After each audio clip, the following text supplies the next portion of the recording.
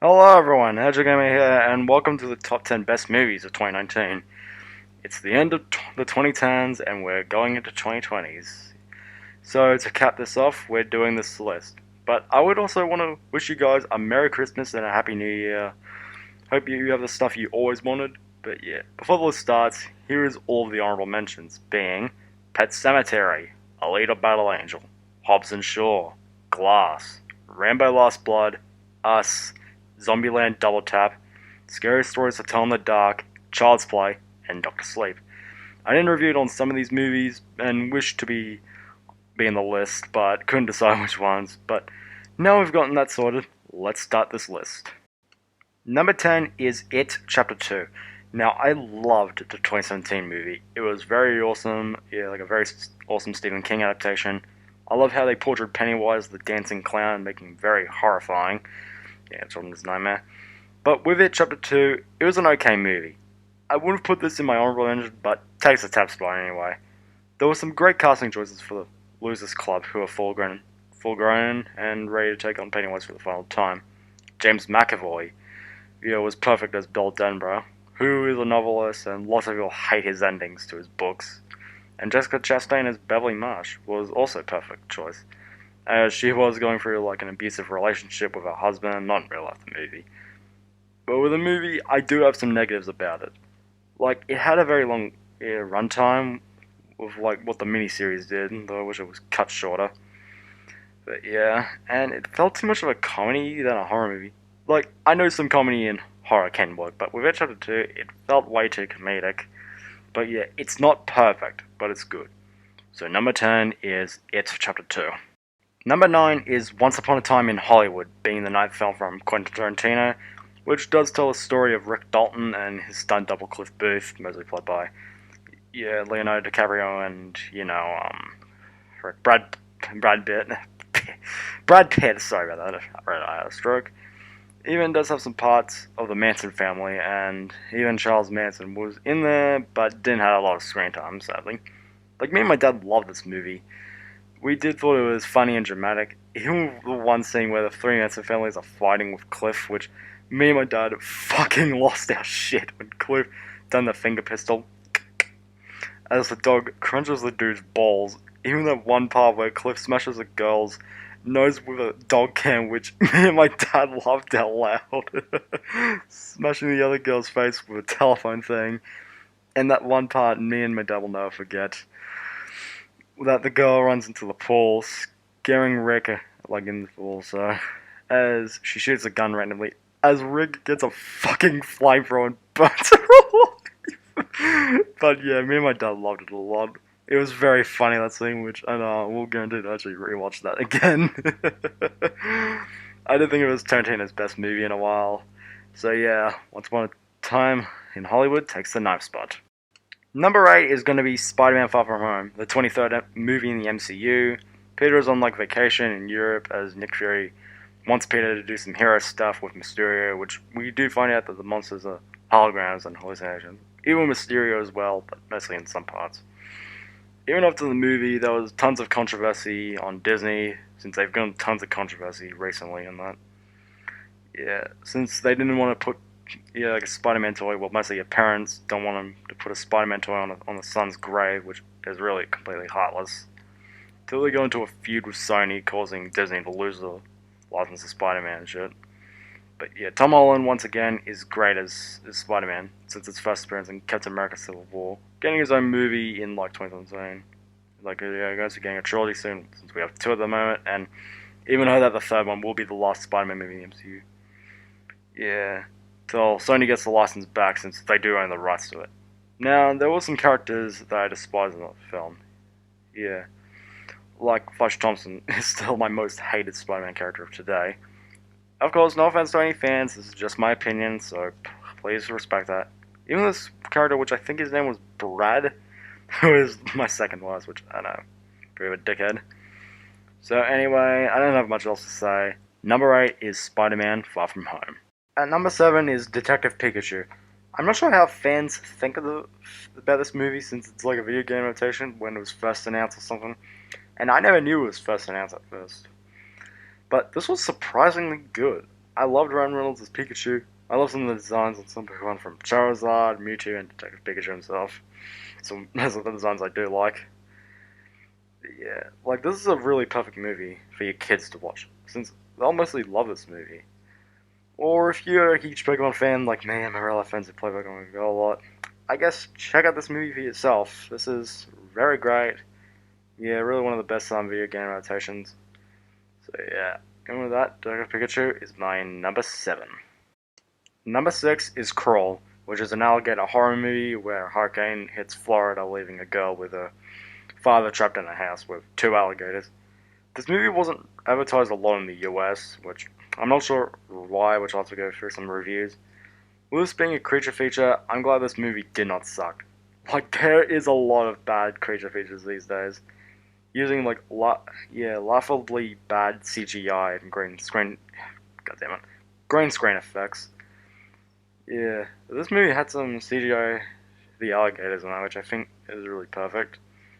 And this totally deserves an MA15 rating, or R for any of my American viewers out there. But without a doubt, number 6 is Crawl. Number 5 is Godzilla, King of the Monsters. With this being the 3rd film in the Monsterverse, Godzilla is back but has another threat to deal with. Critics don't really like this movie a lot, but audiences love it, and I like it myself since I don't trust critics, so yeah, and I never will.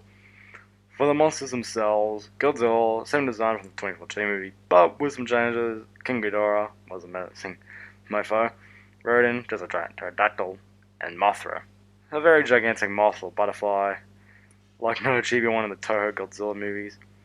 I know we do get a Kong cameo in the movie, since next year we're getting Godzilla vs. Kong, which was planned for March 2020 but was pushed back to November, which is a bummer. But I would love to see another Godzilla movie by Toho, since their recent one is Shin Godzilla, which I still need to watch, since I actually do own like a figurine of it, which I know pretty much back there, which I know you can't see or anything, but hopefully you can. So yeah, well that Godzilla King of the Monsters is going to be my number 5. Today's another day. I'm in a different shirt and that. But yeah, anyways, so moving in at number 4 is John Wick Chapter 3, Parabellum. So John Wick is back, who still has a bounty in his hand after John Wick Chapter 2, which, you know, he killed like the man at the end. Then Winston puts a bounty on him, and yeah, the people are still trying to find him to kill him to get a lot of money, because bounties. This movie was very violent and gory, but hey, it makes it better. Keanu Reeves nails it once again, which he'll still be an amazing actor at that. But yeah, even at the end, how it was shot by Winston off a high building, somehow survived that. What, is there fall damage in real life?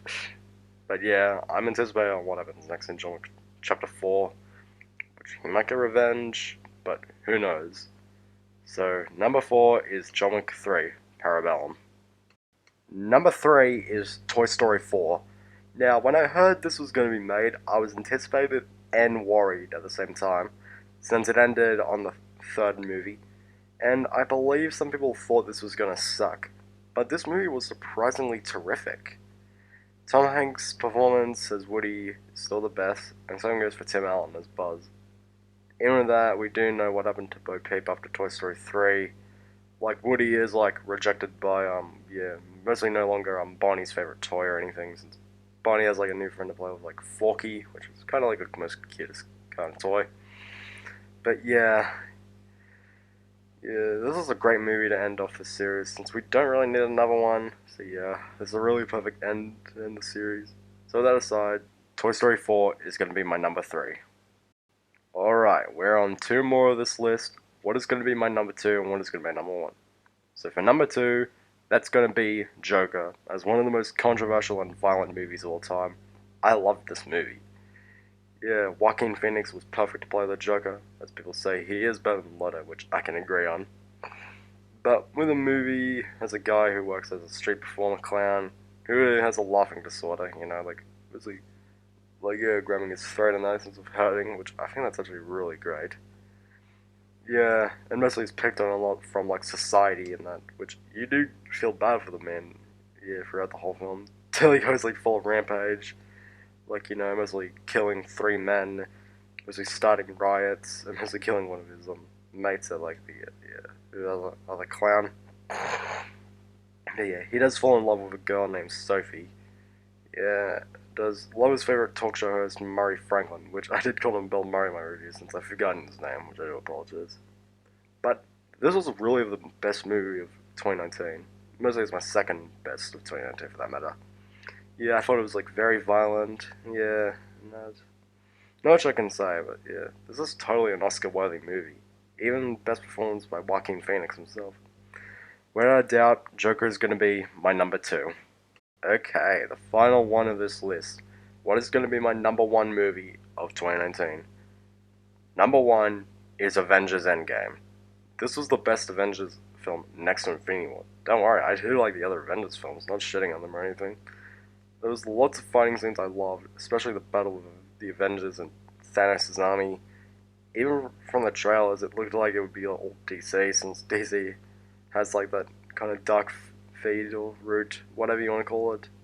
Mostly instead of using a lot of comedy. But with Endgame, it does have some comedy in it, so yeah, don't worry. Robert Downey Jr. as Iron Man for the last time was a sad end for him. Captain America, who is now old, who did give his shield to Falcon to become the next Captain America since of Falcon and the Winter Soldier coming on Disney Plus. Black Widow, another sad end, sacrificing herself for the Soul Stone. Since we are getting a Black Widow solo film next year, which is mostly a prequel. Yeah, no shit. Avengers Endgame is one of the best Marvel films I've ever seen. Best performances, best visual effects, etc. So yeah, that's going to be my number one movie of 2019, Avengers Endgame. So that's going to be my top 10 movies of 2019. Some I could have added in my honorable mentions, but mixed feelings on some of them. I'm not going to do the top 10 worst movies of 2019 since I didn't see a lot of shit movies this year. And I was never planning on seeing them, especially the new Cats movie. So yeah, there's more stuff I will do in 2020. I will be seeing 1917 and The Garage, which I will review on the channel. And I will be doing another gaming video sometime later, so stay tuned. But yeah, anyways guys, that's gonna be it. What are your top 10 movies of 2019? Post them in the comments below. And don't forget to like, share, and subscribe to the channel for more. And I'll talk to you guys in another video. Peace out.